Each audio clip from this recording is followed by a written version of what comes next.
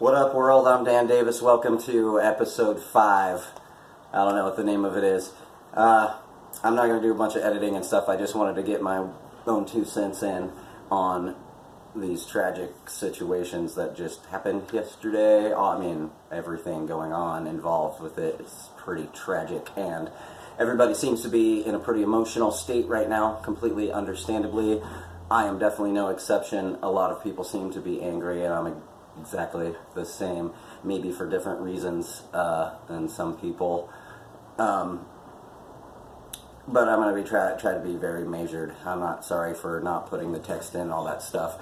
Part 2 of Conspiracy Theorists will come next time, just because I really feel like I have to say this.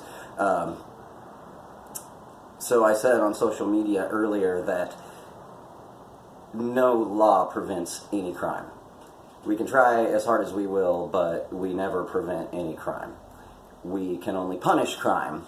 And if we ban guns, then we're going to punish gun ownership, not gun usage. We already have plenty of laws that punish crimes of all kinds, including violence. We have every type of violence covered. And most of the laws that we have in place right now, actually all of the laws that I've seen that we have in place right now to try to prevent any sort of violence whatsoever, including gun violence, they don't work.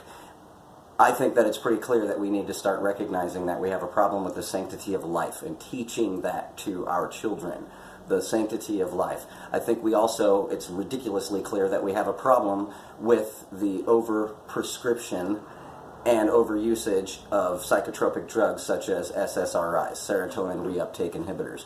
And the vast majority of the cases that these shootings happen, at one point in time in the investigation, we learn that the people that committed these horrific acts were on SSRIs, and most of them, and when I say most, I mean 90+% of the time, they had recently gone cold turkey, meaning they cut themselves off or were cut off instantly from taking those SSRIs. And if you look at the recommendations for people that are on them, that is the last possible thing that one should do for their own health and clearly the health of other people around them. We need to take a look at that.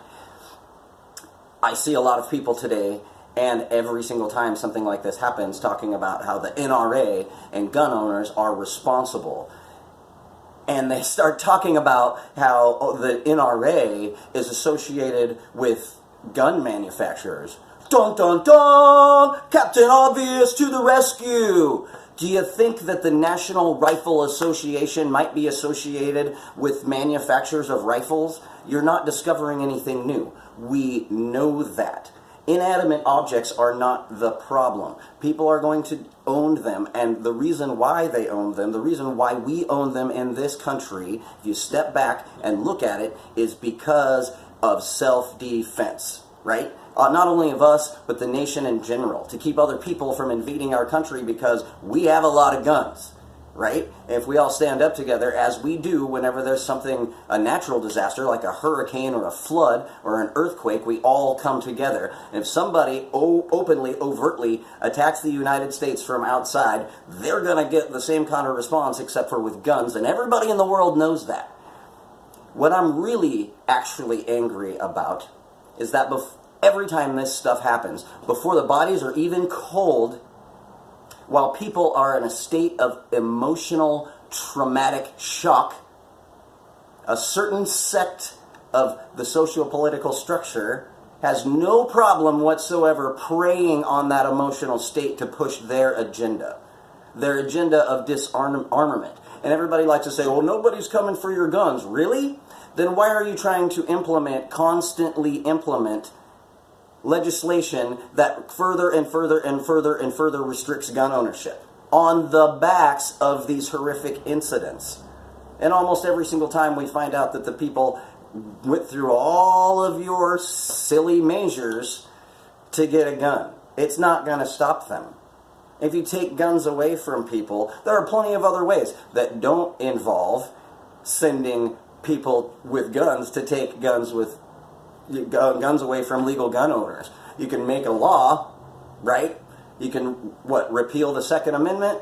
Is that what you're going to do? And then what are you going to do? You're going to send people with guns to take gun owners' guns away, or starve them out, use taxation, whatever the solution that you come up with is going to be using government to go take people's guns. None of you that are piggybacking on these memes are actually going to be the ones going out and taking guns.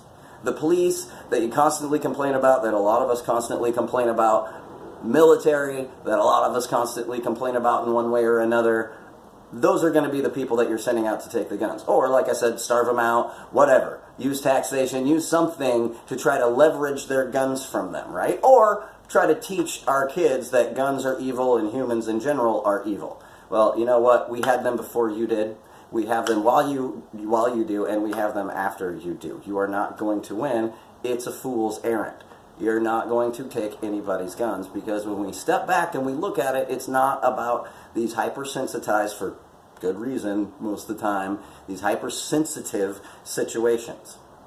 We can't focus on one little tiny instance, even though these instances are increasing. The instances aren't increasing as we see around the world when people use bats and hammers and knives and anything they can get their hands on. It doesn't have anything to do with guns any more than, cars have to do with the reason why people are dying in car wrecks, right? Yeah, you have to be in a car to die in a car wreck, but the people that have the car aren't evil because they have a car. It's something that happened. And the gun being involved, like I said, all of the laws that we see haven't stopped it, right? We see Chicago, London, all over the world, we restrict and restrict and restrict and restrict, and it does nothing. As a matter of fact, it continues to get worse. Like I said, my biggest thing is preying on people's emotional state in order to push a specific agenda. And it happens every single time. And at the same time, while they're doing that, they're demonizing anyone and everyone that just so happens to be their sociopolitical opposition. There's no possible way that any logical person can accept that coincidence over and over and over again.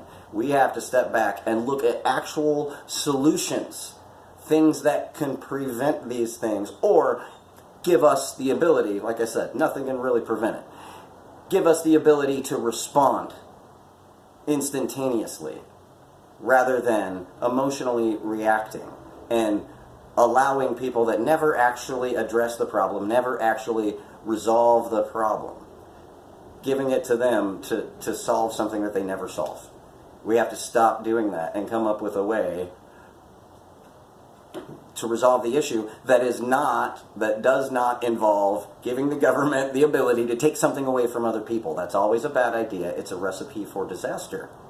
Right? Give the government or any other institution the ability to take something away from someone, and eventually they're going to take something away from you. We have to be principled. We have to use historical context. We have to use our logic and our higher cognitive thinking, which means stepping out of our emotional state to think about these things. And I think we all should be angry at the people utilizing this to push a specific agenda, forcing people like me to respond in another act of self-defense. Thanks for watching. Have a great day, world.